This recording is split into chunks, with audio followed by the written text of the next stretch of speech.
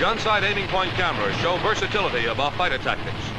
Getting him right after takeoff is the kind pilots dream about. A Focke-Wulf 190 is closed to good range.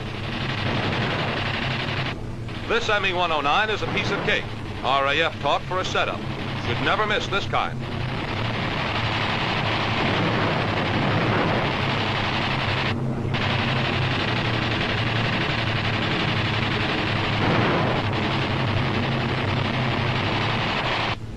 Another ME-109 is speared by good shooting in a 15-degree deflection shot.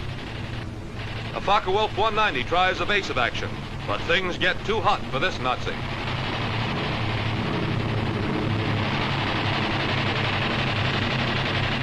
His bailout seems premature, but whatever his reason, these pictures give our pilot a clear credit for victory.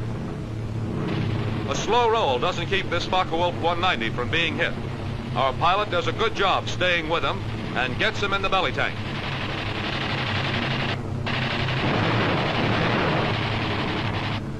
Good shooting from above and behind.